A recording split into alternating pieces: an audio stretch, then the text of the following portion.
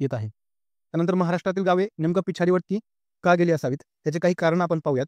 ग्रामीण महाराष्ट्र देशाच्या बहुसंख्य राज्यांपेक्षा सधन समजला जातो, परंतु नुकत्याच आलेल्या राष्ट्रीय नमुना चाचणीच्या 2022-23च्या उपभोग खर्चाच्या अहवालाने या समजाला छेद दिलेला आहे, किंवा त्या ठिकाणी 2022-23 सालच्या उपभोग खर्चाच्या अहवालाने त्या ठिकाणी हा समज खोटा ठरवलेला आहे। ग्रामीण दारिद्र्याबाबत महाराष्ट्राचा क्रमांक आता पहिल्या 5 सर्वात गरीब राज्यांमध्ये लागतोय पहा।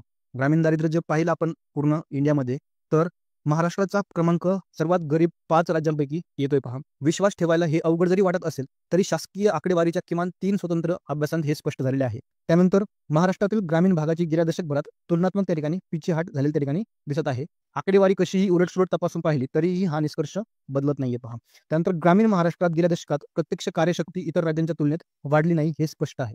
समृद्धी महामार्ग आणि इतर मेगा प्रकल्प रस्ते उभारून सुद्धा ग्रामीण भागात प्रत्यक्ष कार्यशक्तीची वाढ झाली नाहीये। याचाच अर्थ या प्रकल्पांचे थेट लाभ स्थानिकांना त्या ठिकाणी मिळालेले नाहीत पहा। या उलट ग्रामीण महाराष्ट्रात पायाभूत सुविधा जसे बाजारपेठा, बारामाही रस्ते, त्यानंतर रेशन दुकान, प्राथमिक आरोग्य केंद्रे, गावातील रस्त्यावरील दिवे यांची अवस्था देखील वाईट आहे। गाव पातळीवर पायाभूत सुविधांचा निर्देशांक काढल्यावर त्यात महाराष्ट्राचा क्रमांक खालून 20वा येतोय पहा।